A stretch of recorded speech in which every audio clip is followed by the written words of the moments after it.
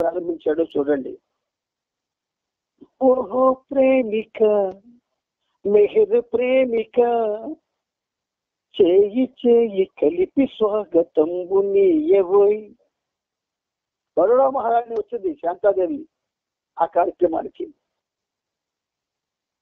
ఓహో ప్రేమిక మెహర్ ప్రేమిక, చేయి చేయి కలిపి స్వాగతంబు నీయవోయ్.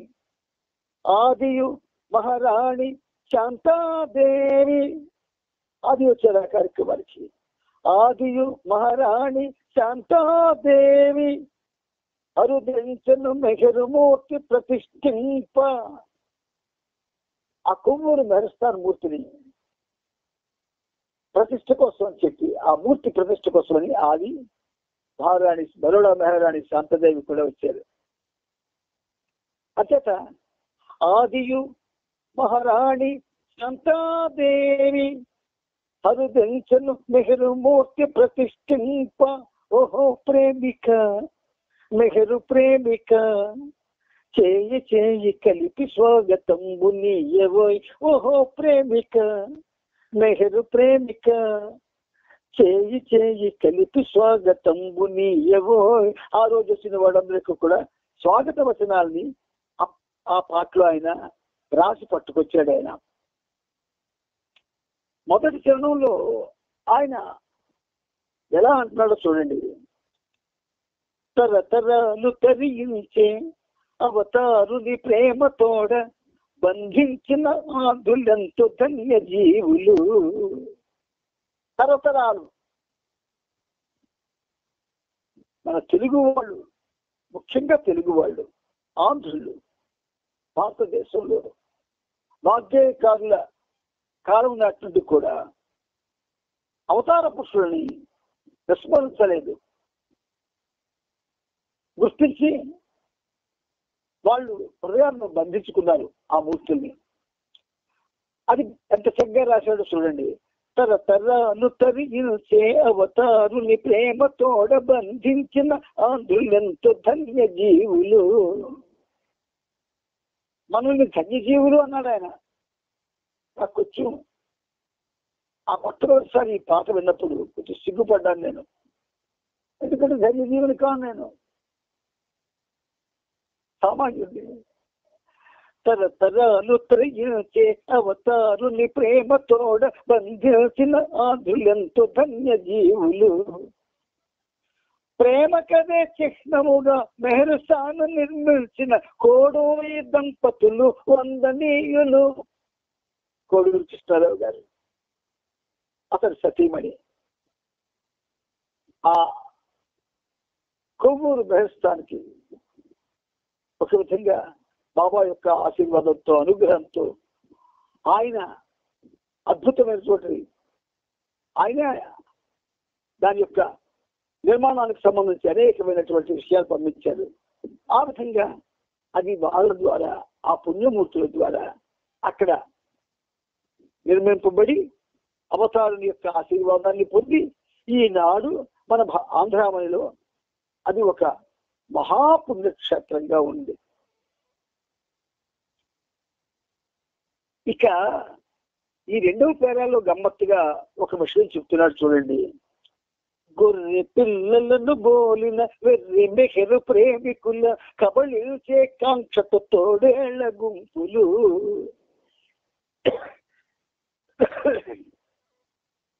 రచయితకి ఒక్క కవిత్వమే కాదు, రాబోయే విషయాలు కూడా గ్రహించగలిగేటటువంటి శక్తి ఉంటుంది. ఇది 62లో మెహరుస్తాన్ ఆవిర్భావం సమయంలో రాసిన గీతం. కానీ జరగబోయేటటువంటి అది ఆయన దృష్టిలో పెట్టుకుని, గొర్రె పిల్లలను బోలిన వెర్రి మెహరు ప్రేమికుల, కబళించే కాంక్షతో తోడేళ్ల గుంపులు. మన మెహర్ బాబా ప్రేమికుల్ని చాలా మంది సాధువులు ఈ ఎవరైతే ఉపన్యాసాలు చెప్తారో అలాంటి వాళ్ళు, మంత్రగాళ్ళు, మాయలు చేసేవాళ్ళు చాలా మంది మన మెహర్ బాబా ప్రేమికుల్ని ఆకర్షించారు. అది ఊహించి అప్పుడే ఒక జాగ్రత్త చెప్పాడు. గొర్రె పిల్లలను బోలిన వెర్రి మెహరు ప్రేమికుల కబళించే కాంక్షత తోడేళ్ల గుంపులు.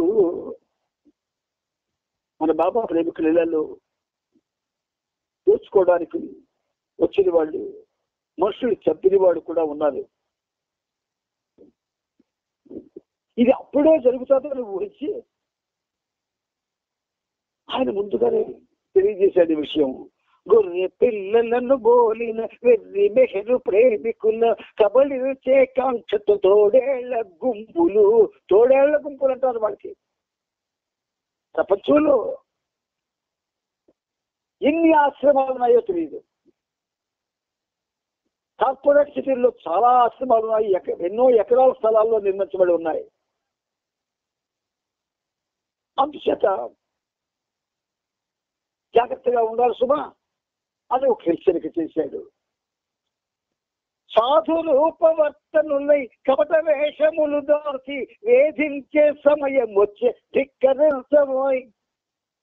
సాధువుల వేషాలు వేసుకొచ్చి కపట వేషాలు ధరించి మనల్ని వేధిస్తారు సుమా, జాగ్రత్త.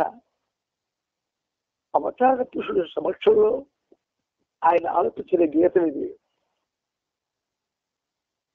ఇక ఆఖరి చరణంలో నవరత్నము ప్రియతముని అడుగు జాడలందు మెల్లగి తుది వరకు కొంగు వీడకుండనుండగా, నిరంతరం కూడా రాత్రనక పగలనక గీతమ్మ మెహర్ బాబా యొక్క అడుగు జాడలను మనం నడుస్తూ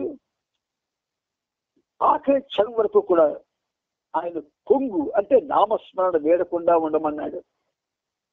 అలా ఉండి ఆచరణలో మెహరు తత్వం అనుభవించి ధీశక్తిని రుజువర్తన మందు చూపి ప్రేమనందుకో. ఇక్కడ మన కర్తవ్యం తెలియజేశాడు. ఓహో, అందరూ పుస్తకాలు చదువుతున్నారు, రకరకాలైనటువంటి సందేశాలు చెప్పుకుంటున్నారు, కానీ వాటిని అనుభవించడం లేదు. ఆ అనుభవించింది అవగాహన చేసుకొని ప్రపంచానికి తన యొక్క నడవడితో అందించడం లేదు. రుజువర్తనము అప్పుడు కూడా ఆనాడే మనందరికీ ఒక డైరెక్షన్ ఇవ్వబడింది. బాబా ఆయన ద్వారా ఒక డైరెక్షన్ ఇచ్చారు. ఆచరణలో మెహరు తత్వం అనుభవించి ధీశక్తిని రుజువర్తన అందు చూపి ప్రేమ అందుకో. అప్పుడే మనం అందుకుంటాం ప్రేమని. మనలో ఆయన మీద ఎంత ప్రేమ ఉందో ఆయన ఇచ్చిన సందేశాల మీద కూడా అంతే ప్రేమ ఉండాలి. ఆయన మీద ప్రేమ లేదు అని అందరికీ ఎవరూ సాహసించవు, కానీ ఆయన సందేశాలు ఎట్లా మాత్రం ప్రేమ లేదు. ప్రేమ ఉంటే ఒక్క సందేశమైనా ఆచరించి ఒక్కొక్కరు చూపొచ్చి ఇందులో ఇప్పటికది జరగలేదు. మనం 2021 వచ్చాం. అది చేత అప్పుడే 62లోనే బాబా మనకి ఆ సోదరుడు ఆ బాబ్జీ ద్వారా మనకి అద్భుతమైన విషయాన్ని ఆయన గీతాల్లో మనకి అందివ్వడం జరిగింది. పాడుకుంటాం, పాడతాం, కానీ పాటని అనుభవించాం. పాడతాం, కానీ అందులో లోతుల్లోకి వెళ్ళాం. ఒక్క వాగ్గేయకాలను చూపించండి, పాట లోతుల్లోకి వెళ్లకుండా పాడినవాడిని ఒక్కడిని చూపించండి నాకు. వాడు ఏ కీర్తన అయితే పాడతాడో ఆ కీర్తన మాటలు రాస్తున్నప్పుడే అనుభవిస్తాడు. ఆ అనుభవంతో పాటు కర్తవ్యంతో గుర్తిస్తాడు. కర్తవ్యాన్ని గుర్తించి మానవులకి అది ఆచరించడానికి ఏ విధంగా అనుకూలంగా ఉంటుందో కూడా ఒక డైరెక్షన్ ఇస్తాడు. ఇచ్చి ఆ కీర్తనని ప్రపంచానికి తాళపత్ర గ్రంథాల ద్వారా అందించాడు వాగ్గేయకారులు. బాబ్జీ టైంలో మనకి ప్రింటింగ్ సదుపాయం వచ్చింది కాబట్టి ఈ పుస్తకం మనకి ప్రింటింగ్లో వచ్చింది. మనం పాడడమే ప్రధానంగా తీసుకుంటున్నాము. అది వయసులో ఉన్న వాళ్ళు చేయవచ్చు. వయసులో ఉంటారు కదా, వాళ్ళకి పాట సరదా జోక్స్ కావాలా, పాడుతూ ఊగాలి, ఊగుతూ అవసరమైతే గెంతాలి. ఈ మధ్య సహవాసంలో పెద్దవాళ్ళు కూడా చిన్నపిల్లలకు గెంతుతూ ఉన్నారు. గెంతడం అనే పరిస్థితి ఎప్పుడు వస్తుంది అనుకున్నారు? నామస్మరణ తారాస్థాయికి వెళ్ళిపోతే తను తాను మైమర్చిపోతే ఆ మైమరుపులో ఎదురుగుండా దేవుడు కనబడుతూ ఉంటే అప్పుడు గెంతుతారు. అంతేగాని పూనకం వచ్చినట్టుగా నామస్మరణకి గెంతడమే, పాడడానికి గెంతడమే, మనం నగర సంకల్పం చేస్తే గెంతడమే, ఏదైనా సమావేశం పెట్టుకున్నా గెంతడమే. ఆఖరికి ఒక విధంగా చెప్పాలంటే మనం చేసేటటువంటివి మనకే అర్థం కానంత పరిస్థితిలోకి వచ్చాయి. అంతేకాదు మన పిల్లలు, మన కడుపును పుట్టిన పిల్లలు మన పరిస్థితులు చూసి ఆశ్చర్యపోతున్నారు.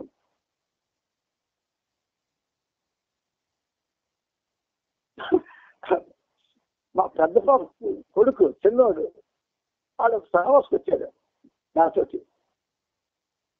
అక్కడ సహవాసం పాడుతుంటే కొందరు లేచి గెంతడం ప్రారంభించాడు. వీడు నా ఒళ్ళో ఉన్నాడు. తాతయ్య వీటిలో గెంతుతున్నారు. చిన్నోడు వాడు అప్పుడు గెంతుతున్నారు. తాతయ్య నేను గెంతలేదు, చిన్నోడిని నీ ఒళ్ళో కూర్చొని ఆళ్ళలో గెంతుతున్నారు అని అడిగాడు. అందుచేత మనకేమి దేవుడు కనిపించి మన చేత గెంటించడం లేదు. మన ఉద్రేకం మన చేత గెంటిస్తుంది. ఉద్రేకాలు రాకూడదు. ఉద్రేకం నీకు శరీరానికి హాని చేస్తుంది, ఈ లక్ష్యానికి హాని చేస్తుంది. ఇది ఆనాడే ఆ పాటలో ఇంచుమించుగా మనకి బాబా తెలియజేశారు. అవతార్ మెహర్ బాబా की जय, అవతార్ మెహర్ బాబా की जय, అవతార్. అర్థాలని మనం చెప్పుకోవడానికి మనం ప్రయత్నం చేస్తున్నాం. ఇందులో సోదరులు అంటే బాబ్జీ కొవ్వూరు మెహర్స్థాన్ ఓపెన్ కి వెళ్ళినప్పుడు తనకు రాసినటువంటి ఒక గీతం, దాని సారాంశం కూడా మనం తెలుసుకోవడానికి నిన్న 2 చరణాలు చదువుకున్నాం. 3వ చరణం మిగిలిపోయింది.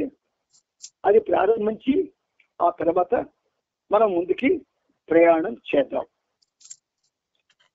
ఓహో ప్రేమిక, మెహరు ప్రేమిక, చేయి చేయి కలిపి స్వాగతం నీయవోయ్. అబ్బో, ఆ స్టార్టింగ్ చూశాడు ఎలా చేశాడు. ఓహో ప్రేమిక, మెహరు ప్రేమిక, చేయి చేయి కలిపి స్వాగతం నీయవోయ్. ఆదియు మహారాణి శాంతాదేవి అరుదెంచను మెహరుమూర్తి ప్రతిష్ఠింప. ఓహో ప్రేమిక, మెహరు ప్రేమిక, చేయి చేయి కలిపి స్వాగతం నీయవోయ్. అది పాటలో అనిపించదు, మాట్లాడుతున్నట్టు అనిపిస్తుంది. చూడండి, ఇక 2 చరణాలు చెప్పుకున్నాను నేను. 3వ చరణం ఉండిపోయింది. ఆ 3వ చరణం బాబా ప్రారంభిస్తున్నారు. అనవరతము ప్రియతముని అడుగు జాడలందు మెలగి తుది వరకు కొంగు వీడకుండనుండగా. బాబా సొంతం ఒకసారి బాబాను తెలుసుకొని ఆయన అంతకు రాలేదు. ఒక్కొక్కరికి ఒక్కొక్క టైం ఇచ్చాడు ఆయన. ఈ జన్మలో ఒక్కొక్కరు ఒక్కొక్క టైంలో ఆయన తెలుసుకున్నారు. ఈ పనిముట్టు 1968లో బాబా ఉంటున్నప్పుడే తెలుసుకున్నప్పటికీ కూడా, బాబా ఉన్నప్పటికీ కూడా చూడడానికి అవకాశం ఇవ్వలేదు. ఆయన ఇస్తే కదా ఆకాటికి పాపం పద్మనాభం గారు నన్ను హైదరాబాద్ తీసుకువెళ్ళాలని పాపం ఎంతో తెల్లవారుజాము 4 గంటలకి, అంటే బాబా బాడీ డ్రాప్ చేసిన రోజు కనుక తీసుకువెళ్ళాలని ఆయన 2 కార్లు బుక్ చేసి తెల్లవారి వాళ్ళ పాప లక్ష్మణ నుండి చిన్నది, అది చిన్నదాయే కానీ చాలా తెలివైంది అయి స్ఫురద్రూపి, నన్ను సీను అని పిలిచింది. తెల్లవారు 4 గంటలకి మా ఇంటి దగ్గరికి వచ్చి సీను సీను సీను అంటుంది. మా నాన్నగారు అక్కడే పడుకుంటారు. ఆయన లేచి, ఎవరు? నేను తాతయ్య, బాబా బాడీ డ్రాప్ చేసే తాతయ్య, సీను తీసుకొని రమ్మన్నారు నాన్న అంది. ఆ మాట విన్నప్పటికీ నాకు తెలివిచ్చేసి ఒక్కసారి దుఃఖం పొంగిపోలు వచ్చింది. అవతార పురుషుడు తెలుసుకోవడం అయితే జరిగింది, చూడడానికి అవకాశం ఇవ్వలేదు. ఏమో అందులో అంతర్యం ఆయనకి, ఆయన విశ్వ ప్రణాళికలోకి తెలియాలి. అందుచేత వెంటనే మా నాన్నగారిని, నాన్న బాడీ డ్రాప్ చేశాక బాబా నేను వెళ్తాను అని అంటే ఆయన ససేమైనా ఒప్పుకోలేదు. కోర్టు వరకు ఉంది, నాకు నువ్వు వెళ్ళడానికి వీలు లేదనేసాడు. అది కూడా తాతయ్య అని చెప్తూ పాపం లక్ష్మి చెందవుతుంటే వెళ్ళుకో అని పాపం ఆ పిల్లకి తెలిసిగారు. రేపు చెప్పి సూచిస్తానని చెప్పి అన్నా సరే వెళ్ళడానికి వీల్లేదు అని శాసించారు. ఈ శాసనం మా నాన్నది కాదు, ఈ తండ్రిది. అంటే చూడకూడదు, నేను చూడడానికి అర్హుడిని కానేమో, అర్హత లేదేమో, అత్యత జరగలేదు. అందుచేత ఎవరెవరు ఎప్పుడెప్పుడు బాబా ఫోన్లోకి తీసుకురాబడాము, ప్రతి వాళ్ళు తీసుకురాబడతారు. బాబా ద్వారా, ఒక ప్రత్యేకమైన వ్యక్తి ద్వారా, బాబా నిర్దేశించిన వ్యక్తి ద్వారా. ఒక్కసారి జ్ఞాపకం తెచ్చుకోండి, మీరంతా ఇప్పుడు బాబా ప్రేమలోకి అడుగు పెట్టారు. అప్పటి నుంచి మీరు బాబాతో ఎంత ప్రేమని పెనవేసుకున్నారు, ఆయన కోసం ఎంత తప్పిస్తూ ఉన్నారు. నిరంతరం ఆయనతో ఉండాలని మీ ఆలోచనలు ఎలా సాగుతున్నాయి ఒక్కసారి జ్ఞాపకం తెచ్చుకోండి. భగవంతుడితో ఉండడం అంటే అన్నిటితో కలిసి ఉండడం కాదు, గుర్తుంచుకోండి. 1,00,000 మందిలో ఉన్న, ఉదాహరణకి హైదరాబాద్ వెళ్తున్నారు ప్రతి ఏడాది 3 సార్లు. చాలా జనం ఉంటారు అక్కడ. ఆ జనంలో నువ్వు ఎప్పుడు నిలబడతావు, కానీ నీ ధ్యాస బాబా మీద ఉండదు, స్టేజీ మీద జరిగే కార్యక్రమం మీద ఉంటుంది. గుర్తుపెట్టుకోండి. చేత ఇవన్నీ కూడా మన ఆనందం కోసం అక్కడ ఏర్పాటు చేసేది బాబాయే ఏర్పాటు చేయించాడు. మాయ, నువ్వు బాబా, నీ ధ్యాస బాబా మీద ఉండదు, అక్కడ జరుగుతున్న ఆ ప్రోగ్రాం మీదనే ఉంటుంది. లేదా కొంతమందికి ఇంకొక దాని మీద ఉంటుంది. కానీ నీ వెనక అక్కడ ప్రోగ్రాం జరుగుతుంటుంది, నీ వీపేమో బాబా వెనుక ఉన్న బాబాకి కనిపిస్తూ ఉంటుంది. ఆయన మీద శ్వాస ఉండదు. ఏడాదికి ఒక్కసారి బాబాను చూడడానికి వెళ్ళినప్పుడు అక్కడ ఉన్న రోజులంతా కూడా ఆయనతో ఉంటే ఎంత బాగుంటుంది. ఒకసారి మీరు ఆలోచించుకోండి. అంచేత ఇక్కడ బాబు చూపుతున్న డైరెక్షన్ అప్పుడే 62లోనే ఇచ్చాడు.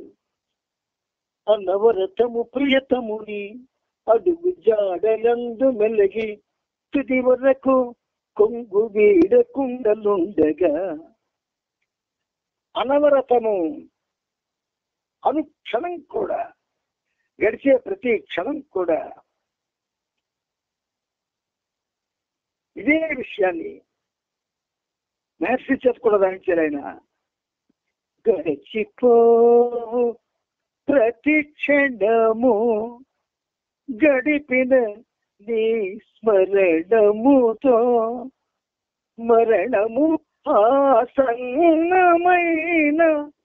మరువను నిన్ను మెహర్ బాబా. మరణము ఆసన్నమైన మరువను మెహర్ బాబా.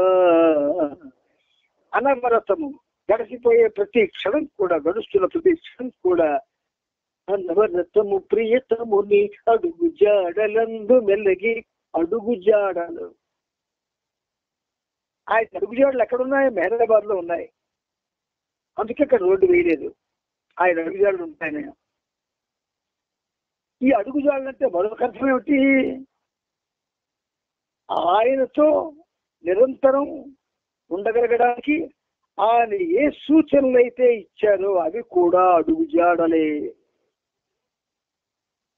అనవరతము ప్రియతముని అడుగు జాడలందు మెల్లగి తుది వరకు కొంగు వీడకుండలుండగా. తిరణాలకి పిల్లల్ని తీసుకుని వెళ్ళినప్పుడు తల్లిదండ్రులు, ఒకవేళ 3 పిల్లలు అనుకోండి, చిన్నపిల్లలు ఒకరినేమో ఎత్తుకుంటారు, మరొక చిన్నపిల్లలు ఎత్తుకోగలిగిన పిల్లలు ఎత్తుకుంటారు. ఏ పిల్లలు ఎత్తి నడుస్తుంది దాన్ని? 2 తల్లిదండ్రులు మధ్యలో నడిపిస్తూ ఏమంటుంటారు?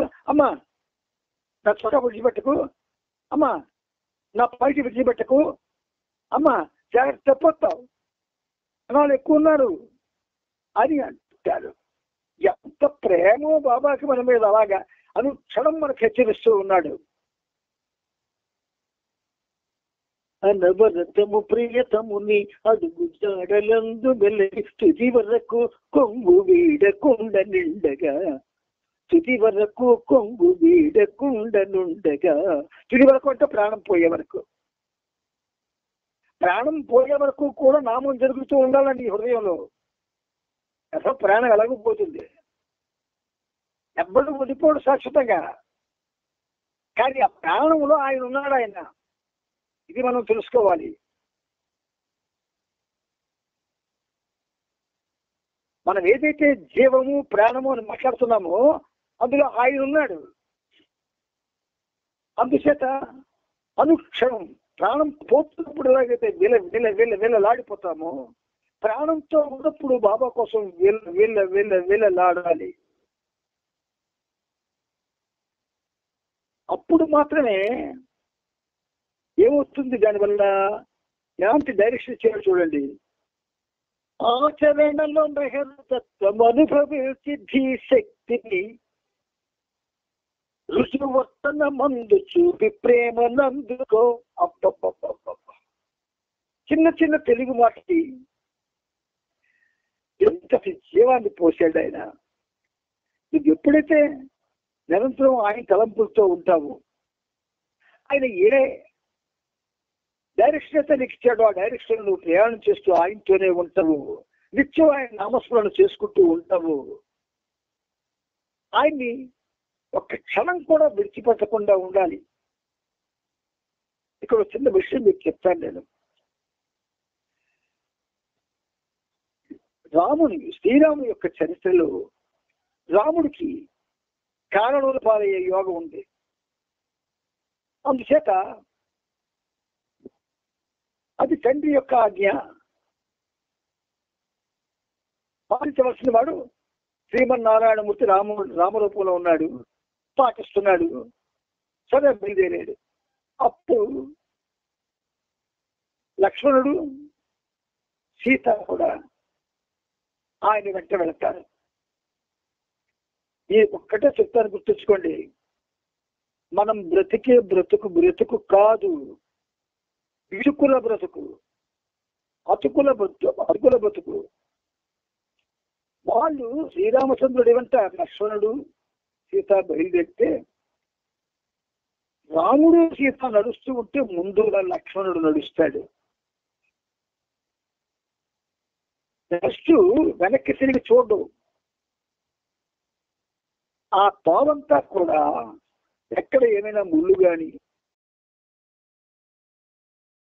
ఉంటాయేమోనని ఏడుస్తూ వెళ్తూ ఉంటాడట. నిజత సుకుమారమైన ఆ సీతారాముల పాదానికి అవి గుచ్చుకుంటే వాళ్ళకి బాధ కలుగుతుందని వాళ్ళ మీద ఆ దిశతో చాలా రాళ్ళు ముళ్ళు ఆయన కాళ్ళకి గుచ్చుకున్నా పట్టించుకోలేదు ఆయన. ప్రేమ అంత సున్నితంగా ఉంటుంది. అయితే ఇక్కడ అందుకు పుట్టారు వాళ్ళు, అందుకే నిర్ణయించబడ్డారు అవతార పురుషులు. మరి మనం సామాన్యుడికి అటువంటి మహోన్నతమైన స్థితి కావాలి అంటే వాడి బుర్రలో అది పుట్టాలి. బుర్రలో అన్నీ పుడతాయి, ఈ డైరెక్షన్ పుట్టదు. ఆచరణలో నెహ్రు తత్వము అనుభవించి ధీశక్తిని, మేధతత్వాన్ని మనం ఏమనుభవించామండి మేధతత్వాన్ని. మేరంటే ప్రేమ అనే అర్థం మనందరికీ తెలుసు. కానీ ఆ ప్రేమతత్వాన్ని ఏం తెలుసుకున్నాం? మనందరము ఏమీ తెలుసుకోలేదు. తెలుసుకున్నట్టుగా ముఖాలు పెడతాం, తెలుసుకున్నట్టుగా అలా ప్రవర్తిస్తూ ఉంటాం. కానీ లోపల ఉన్నది ఏమిటో మనకందరికీ తెలుసు, ఎవరికి వాళ్ళకే తెలుసు. అందువల్ల రుజువర్తనం ఎవ్వరు కూడా ఇలాగ వేలు పెట్టి చూపించలేనటువంటి జీవనాన్ని సాగించగలగాలి భగవంతుని విశ్వసించిన వాళ్ళు. అది అసాధ్యం. సాధ్యం చేసుకోగలుగుతాం ఎలాగా? ఆయన నామస్మరణతో. అనవరతము ప్రియతముని అడుగు జాడలందు మెల్లగి స్థితి వరకు కొంగు వీడకుండానుండగా, అసలు కొంగు వీడిపోవడం, జారిపోవడం, జాళ్ళు గలది జారిపోద్దని బాబా అన్నట్లో రహస్యం మనం చూసుకున్నామా? ఎవరైనా ఓ రోజు బాబా దగ్గర కూర్చొని, బాబా ఈ రోజు నేను ఏ పని చేయను, నీ దగ్గర కూర్చొని నామస్మరణ చేస్తాను అనుకోండి, మీరు ఉండగలరేమో చూడండి. ఉండలేదు. ఇంట్లో అందరూ చెప్పేయండి, నేను మనకి చేయను, మీతో మాట్లాడను, నేను బాబాతో ఉంటాను, బాబా నామం చేసుకుంటాను, దయచేసి నన్ను డిస్టర్బ్ చేయకండి అనండి. ఉండగలరేమో చూడండి. ఉండలేరు. ఈతి బాధలు, దేహ బాధలు, ఇతర బాధలు, కోరిక బాధలు, తపనల బాధలు, ఇలా ఎన్ని బాధలు అనుకుంటాయి. ఎలా ఉంటాం? అందుచేత నీ ప్రవర్తనలో బాబా పట్ల నీకు ఉన్నటువంటి ఆ ప్రేమని నీ ప్రవర్తనలో చూపించు. ఏం చూపిస్తాం? మనందరం ప్రేమగానే మాట్లాడుకుంటాం కలుసుకున్నప్పుడు, కానీ లోపల ఎవడి తెగులు అనుకుంటుంది. బయట ముఖం నవ్వుతూ ఉంటుంది, లోపల మనస్సు మనల్ని ప్రేరేపిస్తుంటుంది. వీడు ఇలాంటి వాడు, వాడు ఎలాంటి వాడు, ఆవిడ ఎలాంటి ఆవిడ. ఎందుకు వస్తుంది నీకు? మనసు పనిచేయడం వల్ల. మనసులో పనిచేయడం ఆపాలి కదా. నువ్వు బాబా నామస్మరణ చేసుకుని మనసు పని ఆపమని చెప్పు, ఆగుతుంది.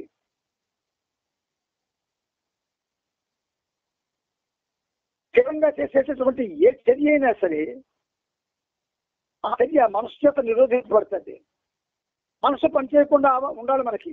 ఇప్పుడు ఈ గంట మన మనసులో పనిచేయకూడదు, ఆలోచనలు పనిచేయకూడదు, ఏది గుర్తుకు రాకూడదు. బాబా మాత్రమే మన శరీరం అంతా నటించి ఉండాలి.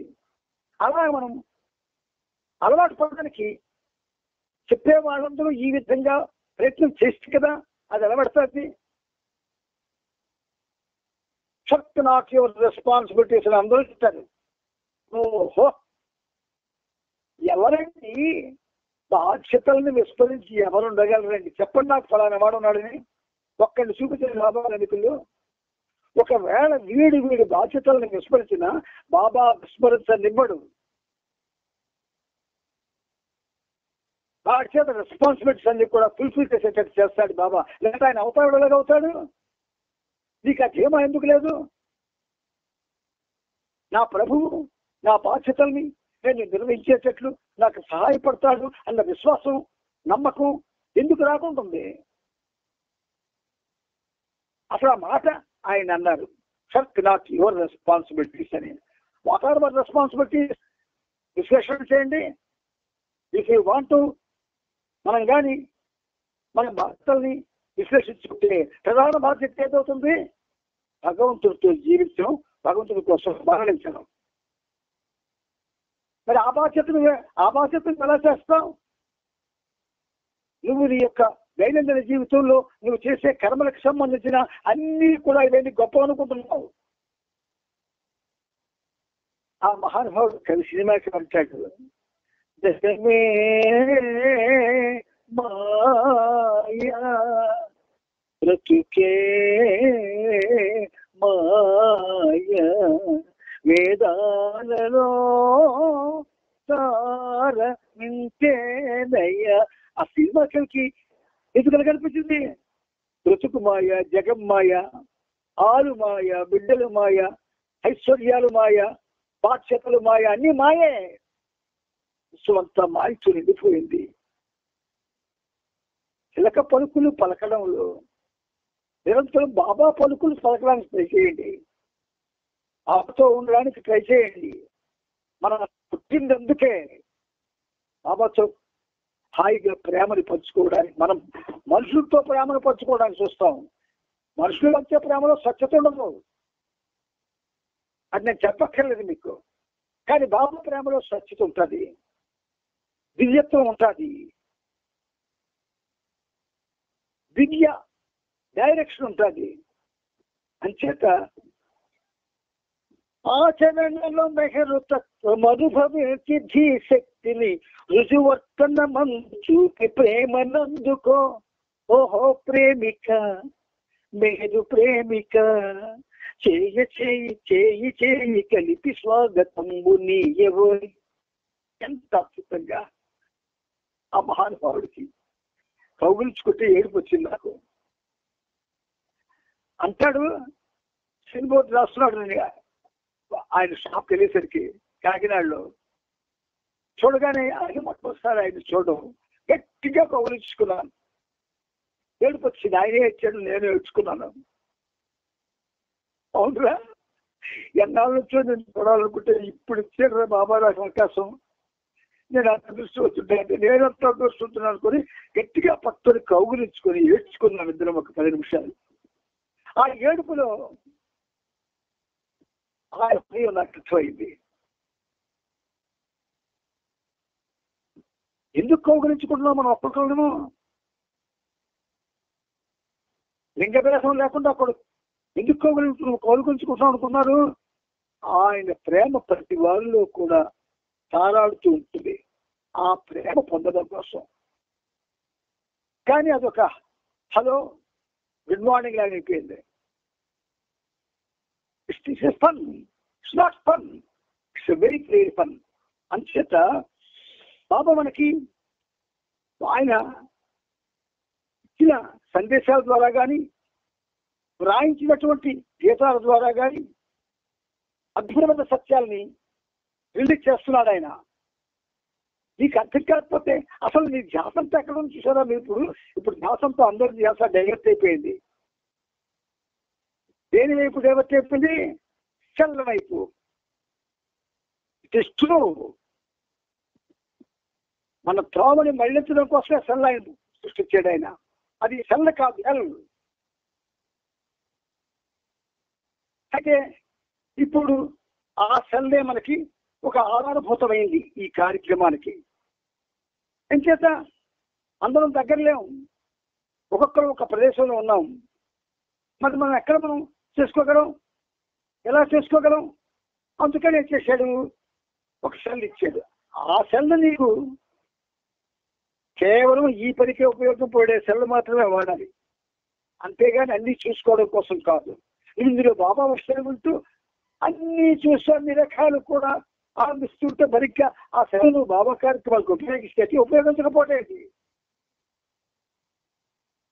బాబా అన్నది హైయెస్ట్ ఆఫ్ ది హై, ఏంటో మ్యాచ్ కాదది.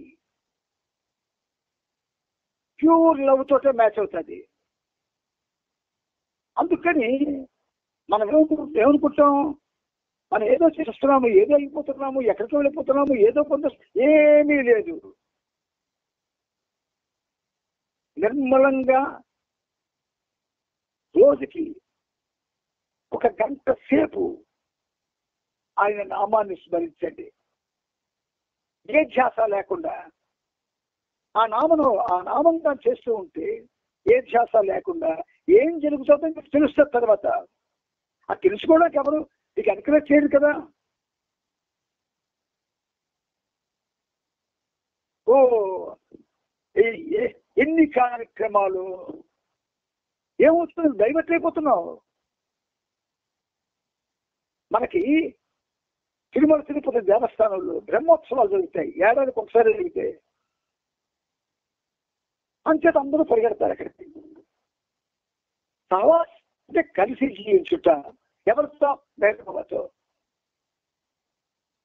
అది ఎప్పటికప్పుడే ఎవరికి వాళ్ళే వ్యక్తిగతంగా సహవాస్ చేయాలా, వ్యక్తులతో కాదు. వ్యక్తులు ఉన్న చోట సహవాస్ జరగదు.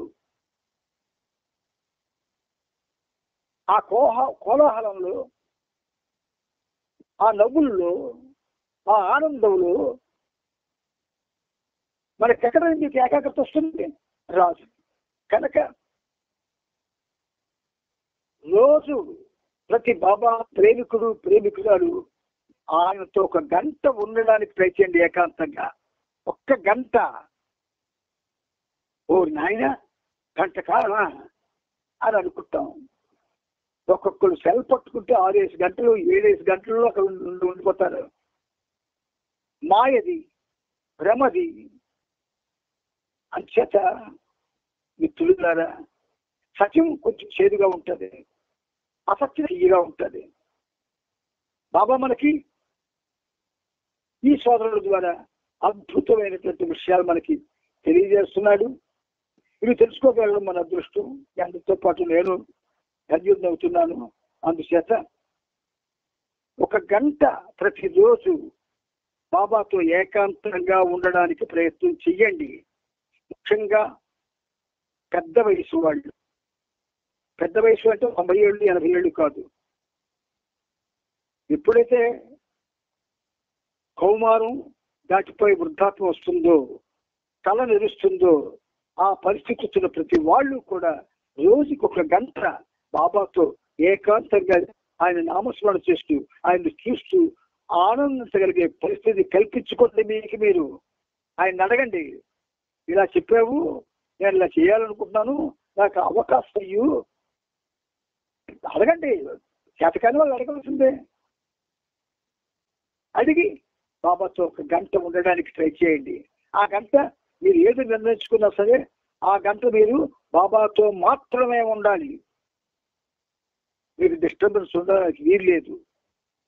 అలా ఉన్న తర్వాత చెప్పండి, ఒక 3 మాసాల తర్వాత ఏం జరిగిందో సంతోషిస్తాను నేను.